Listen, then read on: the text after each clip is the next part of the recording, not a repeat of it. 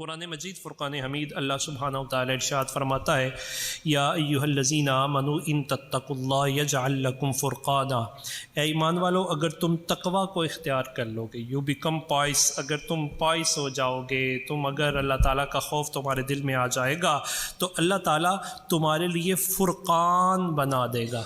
فرقان کا کیا مطلب ہے؟ فرقان کا مطلب یہ ہے کہ انسان جب تک متقی نہیں ہوتا نا تو گناہ سے بچنے کے لیے کوشش کرنی پڑتی ہے، ایفرٹس لگانی پڑتی ہیں، سٹرگلز کرنی پڑتی ہیں، اپنے آپ کو بچانا پڑتا ہے، لیکن جب وہ متقی ہو جاتا ہے تو رب تعالیٰ اس کے بچاؤ کے اسباب خود ہی پیدا فرما دیتا ہے۔ بہت ساری مرتبہ میں نے اور آپ نے اس کا مشاہدہ بھی کیا ہے کہ انسان کہتا ہے یار آج یہ جو میں نے کام کیا ہے نا، لگتا ہے کوئی نیکی تھی جو میرے کام آ گئی، تب یہ ثواب اللہ تعالیٰ نے مجھے عطا فرمایا، تب یہ توفیق مرحمت فرمائی ہے، اور پھر حق اور باطل میں امتیاز وہ بڑا آسان ہو جاتا ہے۔ اور رزلٹ کیا ہے؟ رب تعالیٰ فرماتا ہے بسم اللہ الرحمن الرحیم وَيُكَفِّرْ عَنْكُمْ سَيِّئَاتِكُمْ، ادھر تم متقی ہوگے، ادھر اللہ تعالیٰ تمہارے سارے گناہوں کی تمہیں معافی عطا فرما دے گا۔ وَيَغْفِرْ لَكُمْ، اور تمہیں بخشش کے پروانے عطا فرمائے گا۔ وَاللَّهُ ذُو الْفَضْلِ الْعَظِيمِ، اور اللہ تعالیٰ بڑے فضل والا ہے۔ اب اس تقویٰ کے حصول کی جو پریکٹیکل ایکٹیویٹی ہے، نبی علیہ السلام نے اس کی تھیوری بتائی بڑی خوبصورت انداز میں، 5 چیزوں میں نبی علیہ السلام نے اسے بیان فرمایا۔ جناب ابو ہریرہ رضی اللہ تعالیٰ عنہ فرماتے ہیں میں ایک دن میڈیٹیشن کے لیے بیٹھا ہوا تھا، مراقبہ کرنا چاہتا تھا، سیلف اکاؤنٹیبلٹی، اپنا محاسبہ کرنا چاہتا تھا۔ مصطفیٰ کریم علیہ السلام کو رب تعالیٰ نے وہ شان اور وہ مقام عطا فرمایا ہے کہ حضور علیہ السلام صرف ظاہر پر نظر نہیں فرماتے، وہ ایسے ڈاکٹر ہیں کہ جو ہماری فزیکل ٹریٹمنٹ بھی فرماتے ہیں اور ہماری باطنی انر ٹریٹمنٹ بھی فرماتے ہیں۔ جناب ابو ہریرہ رضی اللہ تعالیٰ نے فرماتے ہیں میں اسی معاملے میں مگن تھا کہ نبی علیہ السلام تشریف لائے، حضور اکرم صلی اللہ علیہ وسلم نے آ کے تو میرا ہاتھ پکڑ لیا، اور ہاتھ پکڑنے کے بعد پھر نبی علیہ السلام نے اپنے دوسرے ہاتھ مبارک سے چیزوں کو کاؤنٹ کرنا شروع کر دیا کہ پہلے ایک چیز کو، پھر دوسری کو، پھر تیسری کو، پھر چوتھی کو، پھر 5ویں کو، 5 چیزیں کاؤنٹ کی۔ ان میں سے پہلی اتق المحارم تکن اعبد الناس، اے ابو ہریرہ مجھے لگتا ہے کہ تو لوگوں میں سب سے زیادہ عبادت گزار بننا چاہتا ہے، تو میں تجھے ایک طریقہ نہ بتا دوں؟ فرمایا اللہ نے جو چیزیں حرام کی ہیں نا ان کو چھوڑ دے، اللہ تعالیٰ تجھے مقام تقویٰ عطا فرما دے گا، لوگوں میں سب سے زیادہ عبادت گزار تو بن جائے گا۔ اب یہاں 2 چیزیں ہیں۔ سب سے پہلی بات ہم نے گزشتہ میں بھی ذکر کیا تھا، نیکی کر لینا وہ کمال نہیں ہے، جو گناہ سے بچ جانا کمال ہے۔ اور گناہ کیا ہے؟ جس سے اللہ اور اس کا رسول ناراض ہوتا ہے۔ محرمات، وہ بیریئرز جو شریعہ نے لگائے ہوئے ہیں انہیں کراس نہیں کرنا، وہ ریڈ لائٹس، وہ ریڈ زون جو شریعہ نے کھینچا ہوا ہے اس کے اندر نہیں داخل ہونا۔ ہر حرام کردہ چیز سے انسان بچے گا تو تب اس کے بعد اسے اعبد الناس کا مقام حاصل ہوگا۔ ہم نے یہ بھی عرض کیا، 12 مرتبہ آپ نے سماعت کیا، ایک مختصر سی چیز ہے کہ انسان ایک لقمہ حرام کا اپنے بطن میں لے جاتا ہے تو رب تعالیٰ 40 دن اس کی دعا کو قبول نہیں فرماتا۔ اور دوسری طرف محدثین نے ایک توجہ اس کی یہ کی، فرمایا رب تعالیٰ اس کی طرف 40 دن نظر رحمت ہی نہیں فرماتا۔ آپ ذرا تصور کریں کہ 40 دن میری اور آپ کی ماں آپ کی طرف نہ دیکھے، سارے جتن کرنے کے باوجود، تو میرا اور آپ کا حال کیا ہوگا؟ تو وہ 70 ماؤں سے پیار کرنے والا رب پیار نچھاور فرماتا ہے وہ، تو اگر وہی ہماری طرف رحمت بڑی توجہ نہ فرمائے تو پھر ہم کیا کریں گے؟ حضرت امام غزالی علیہ رحمہ فلاسفہ کہ ہاں یہ اتھارٹی ہیں، اور آپ کی کتاب احیاء العلوم ہے، میں ضرور عرض کروں گا ماہ رمضان سے پہلے یہ کتاب ضرور خریدیں، احیاء العلوم۔ تو یہ اسپرچولیزم کے جو ایکسپرٹس ہیں ان کے ہاں جو سلیبس ہے اس میں بھی یہ بڑا پیٹنٹ سورس ہے، احیاء العلوم، اور اس کے بارے میں پوری دنیا کے کل ہی پرسوں الازہر کے علماء سے اس پر کچھ بات ہو رہی تھی، تو وہ فرمانے لگے کہ من لم یقرأ الاحیاء، کہ جس نے احیاء کو نہیں پڑھا، یعنی احیاء العلوم کو، وہ ایسے ہی ہے کہ جیسے وہ زندوں میں شمار ہی نہیں ہوتا. نام اس کا رکھا گیا ہو احیاء العلوم، علوم کو زندہ کرنے والی. یہ جس دور میں لکھی وہ ہم انشاءاللہ کسی وقت اس دور کا ایک جائزہ لیں گے کہ جب حضرت امام غزالی علیہ رحمہ نے، اور اسی پر حضرت ابن عربی نے جو اپنی ساری تفصیلات بیان فرمائی ہیں، ابن عربی کی بنیاد یہی کتاب احیاء العلوم ہے. تو حضرت امام غزالی علیہ رحمہ یہ جب اس پہلو پر آئے، محرمات کے پہلو پر، تو انہوں نے بڑی خوبصورت انداز میں اس کی وضاحت فرمائی. آپ فرماتے ہیں کہ جب تک انسان اللہ تعالیٰ کی حرام کردہ چیزوں سے محفوظ نہیں ہوتا تو رب تعالیٰ اسے وہ آنکھ ہی عطا نہیں فرماتا جس سے وہ حق کو دیکھ سکے. وہ آنکھ ہی میسر نہیں آتی. یہی وجہ ہے کہ اگر اس وقت مجھے اور آپ کو بہت ضرورت ہے کہ حق اور باطل میں پہچان ختم ہو گئی ہے. حق اور باطل میں پہچان کا مطلب یہ نہیں کہ دوسرے کے لیے، اپنے لیے ہم جو کام اپنی خواہش کے مطابق بھی کر رہے ہوتے ہیں، ہم سمجھتے ہیں، کوئی تعویل کر لیتے ہیں کہ شاید یہ ہم ٹھیک کر رہے ہیں. آپ نبی علیہ السلام فرماتے ہیں اتق المحارم، حرام کردہ چیزوں سے اپنے آپ کو بچاؤ، تکن اعبد الناس، لوگوں میں سب سے زیادہ اللہ تعالیٰ کی بندگی کا اعزاز پانے والا تو ہو جائے گا. جناب ابو ہریرہ رضی اللہ تعالیٰ عنہ کو پھر فرمایا وَرْضِ بِمَا قَسَمَ اللَّهُ لَكَ تَكُنْ أَغْنَى النَّاسِ. جناب خواہشیں تو بادشاہوں کی بھی پوری نہیں ہوتی، ضرورتیں پوری ہو جاتی ہیں، اور ضرورتیں بھی کس میں؟ جو اللہ تعالیٰ نے عطا فرمایا اس کے اندر رہ کے اپنی نیسیسری آف لائف کو پورا کرنا، یہ بہت بڑا اعزاز ہے. نبی علیہ السلام نے جناب ابو ہریرہ کو فرمایا اے ابو ہریرہ، اگر تو یہ چاہتا ہے کہ سب سے زیادہ غنی تو ہو جائے، غنی ہونے کا اعزاز اللہ تجھے عطا فرما دے، جو اللہ نے تجھے عطا فرمایا نا اس میں گزارا کرنا اس کو سیکھ لے، اس پر راضی ہو جائے. کتنا سادہ سا نسخہ ہے. دوسری جگہ نبی علیہ السلام نے فرمایا، سیدنا علی المرتضیٰ رضی اللہ تعالیٰ عنہ جب یہ حدیث پاک پڑھتے تھے تو آپ کے چہرے پہ تبسم آ جاتا تھا. آپ فرماتے تھے کہ رب تعالیٰ نے یہ بخشش کا بڑا بہترین ذریعہ بتایا ہوا ہے. وہ کیا؟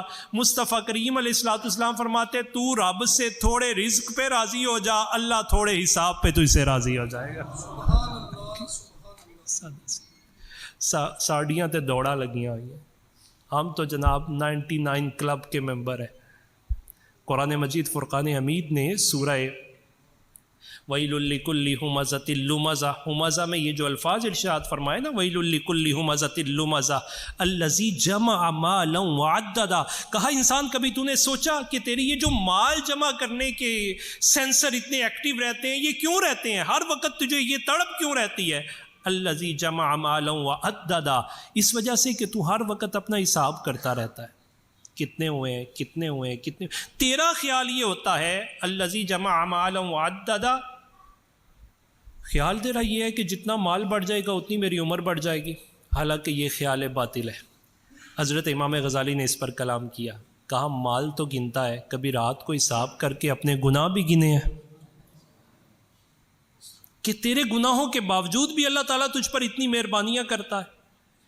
گزشتہ میں ہم نے یہ عرض کیا تھا کہ اس کے لیے ایک خاص وظیفہ بھی ہے، اور آج کی رات میں وہ وظیفہ ضرور کیجئے. وہ ہے سورہ رحمان کا وظیفہ. فَبِأَيِّ آلَاءِ رَبِّكُمَا تُكَذِّبَانِ. کم از کم اس آیت پہ پہنچ کے بندہ میڈیٹیشن، مراقبہ، یعنی میڈیٹیشن کا مطلب یہ کہ اپنے اندر چاہتی پانی ہے تو اللہ تعالیٰ کی نعمتیں اور ادھر اپنی نافرمانیاں دیکھنی ہیں، اور پھر انسان کے اندر وہ جذبہ پیدا ہو جاتا ہے کہ رب کی رحمتیں میری نافرمانیوں کے باوجود بھی لامحدود و لا تعداد ہے. واقعی اس نے حق فرمایا ہے کہ اگر تم میری نعمتوں کو گننا چاہو تو تم گن نہیں سکتے، اتنی نعمتیں اس نے عطا فرمائی ہے. پھر اللہ تعالیٰ کی بارگاہ میں بندہ معافی مانگتا ہے، قصور کرتا، قصورات اپنے سارے وہ سامنے نکالتا ہے. نبی علیہ السلام نے فرمایا وَأَحْسِنْ إِلَىٰ جَارِكَ تَكُنْ مُؤْمِنًا. اگر تم مومن بننا چاہتا ہے تو قولی مومن تو بہت سارے ہیں. اسلام پریکٹیکل لائف کی ڈیمانڈ کرتا ہے. یہاں چیزیں صرف تھیوریاں نہیں ہیں، یہ اسلام کا خصوصی اسپیشلٹی ہے اسلام کی نبی علیہ الصلوۃ والسلام نے فرمایا کہنے سے مومن نہیں ہوگا، اگر مومن بننا چاہتا ہے نا تو اپنے پڑوسی کے ساتھ اچھا سلوک کرنا شروع کر دے۔ آج یہ بھی اپنا محاسبہ کرنا ہے، میرا گوانڈی میرے تو ناراض ہے، پریشان تو نہیں، اور اس کو تو خصوصی طور پہ محاسبہ کرنا چاہیے جس کو رب تعالیٰ نے اپنے گھر کا پڑوس عطا فرمایا ہوا ہے، جس کو مسجد کے ساتھ قرب میں اللہ تعالیٰ نے اسے گھر عطا فرمایا، اس گھر کے جو حقوق ہیں وہ ادا کرتا ہے کہ نہیں؟ اس گھر کا سب سے پہلا حق کیا ہے؟ اسے آباد کیا جائے۔ آپ سمجھتے ہیں نا، گھر بندوں سے آباد ہوتے ہیں، جناب یہ مسجد اللہ کے بندوں سے آباد ہوتی ہے۔ اتنی لگژری لائف اللہ تعالیٰ نے مجھے اور آپ کو عطا فرمائی ہوئی ہے، کیا اس سے بڑی بھی کوئی لگژری لائف ہے؟ انسان جب مانگتا ہے تو اس کی دعائیں لمبی ہو جاتی ہیں، یا اللہ یہ بھی دے دے، یہ بھی دے دے، یہ بھی دے دے۔ جب ملتا ہے تو سجدے چھوٹے ہو جاتے ہیں، چھوٹ ہی جاتے ہیں۔ ایسا اگر جناب رب کی نعمتیں لمبی ہیں تو سجدے بھی لمبے ہونے چاہیے۔ آج یہ ارادہ فرمانا ہے کہ اللہ کے گھر کا حق یہ ہے کہ اسے آباد کریں۔ اگر کہیں سے بھی آپ آتے ہیں، آپ کے قرب میں اللہ کا گھر موجود ہے تو آپ اسے آباد کرنے کا ارادہ فرمائیے۔ اس کا سب سے پہلا حق یہ ہے، اسے آباد۔ پھر اس کے بعد حقوق العباد میں بڑا بنیادی حصہ ہے ہمسایوں کا، نیبرز کی جو حقوق ہیں وہ انسان کی رسپانسبلٹیز میں شامل ہیں، ان کے رائٹس کو ادا کرے۔ کم از کم آج کے اس دور میں یہ ارادہ ضرور کرنا چاہیے، اگر میری طرف سے کسی کو سکھ نہیں ملتا نا تو دکھ بھی نہیں ملنا چاہیے۔ اب اس دور میں کم از کم اتنا ہونا چاہیے کہ میری وجہ سے کسی کو تکلیف نہیں ہونی چاہیے۔ یقین کریں جب سارے یہ ارادہ فرمائیں گے کسی کو دکھ نہیں ملنا چاہیے تو رب سکھوں کی بارشیں نازل فرما دے گا، رب تعالیٰ مہربانیاں فرمائے گا۔ پھر نبی علیہ الصلوۃ والسلام نے فرمایا وَأُحِبَّ لِلنَّاسِ مَا تُحِبُّ لِنَفْسِكَ، اے بندے، اے ابو ہریرہ، جو تو اپنے لیے پسند کرتا ہے نا، لوگوں کے لیے بھی وہی پسند کرنا شروع کر دے۔ میں اپنے لیے چاہتا ہوں کہ آپ مجھے عزت دیں تو مجھے آپ کو عزت دینی چاہیے۔ میں اپنے لیے چاہتا ہوں کہ آپ مجھے اچھی چیز دیں، مجھے آپ کو اچھی چیز دینی چاہیے۔ میں اپنے لیے چاہتا ہوں کہ مجھے ملاوٹ ملا ہوا دودھ نہ ملے تو پھر میں دوسروں کو بھی ملاوٹ ملی ہوئی چیز نہ دوں۔ میں یہ چاہتا ہوں کہ مجھے کسی ڈپارٹمنٹ میں جا کے کوئی ربڑی کوئی رشوت نہ دینی پڑے، کوئی میرے ماتحت جو ہے وہ کرپشن نہ کرے۔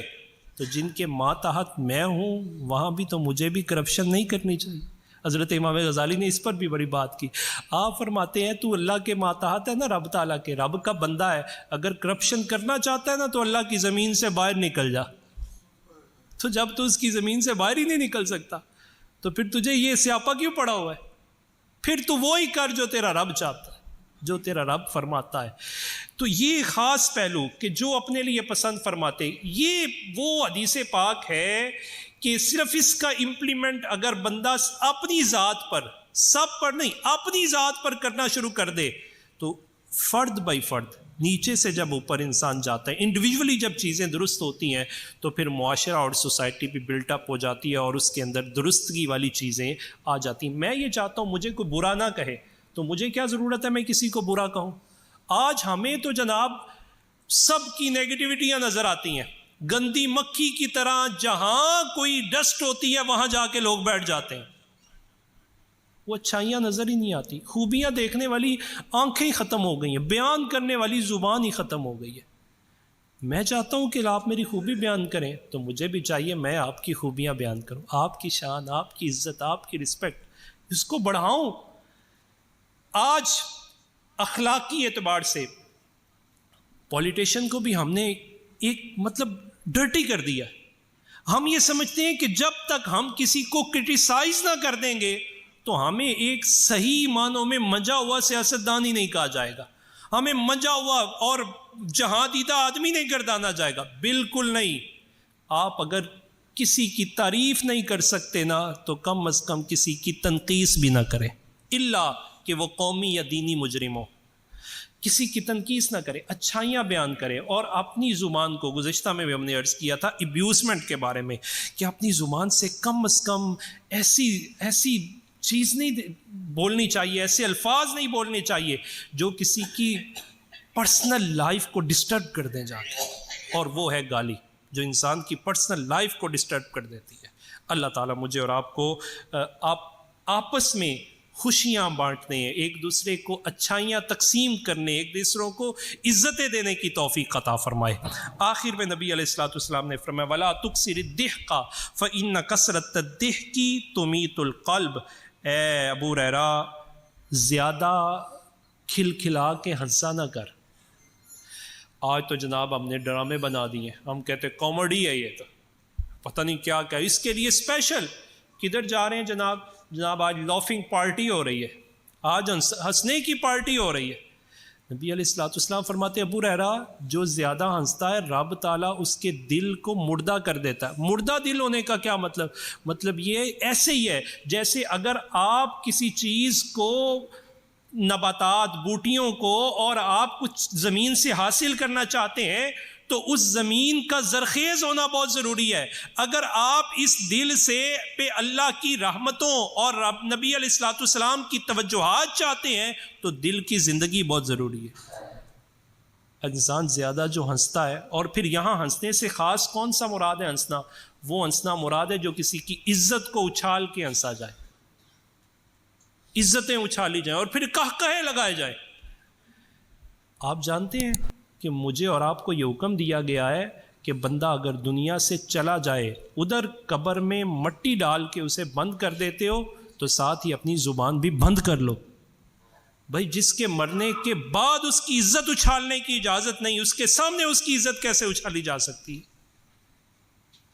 اس کی عزت کے، مجھے اور آپ کو ایک دوسرے کی عزت کا محافظ بننا ہے۔ نبی پاک صلی اللہ علیہ وسلم آپ اس رات کو جن چیزوں کی طرف خصوصی طور پہ توجہ دلاتے ان میں سے پہلی چیز ہے سیلف اکاؤنٹیبلٹی، اور سیلف اکاؤنٹیبلٹی میں اپنے سٹیٹس کو چیک کرنا کہ میرا درجہ کیا ہے، میں کس جگہ کھڑا ہوں، کیا تقویٰ مجھے حاصل ہے یا نہیں۔ اگر تقویٰ حاصل نہیں ہے تو حصول تقویٰ کے ذرائع کو اختیار کرنا، اور وہ ذرائع ہیں جنہیں نبی علیہ الصلوۃ والسلام نے اس حدیث پاک میں جناب ابو ہریرہ رضی اللہ تعالیٰ عنہ کے لیے تفصیل کے ساتھ بیان فرما دیا۔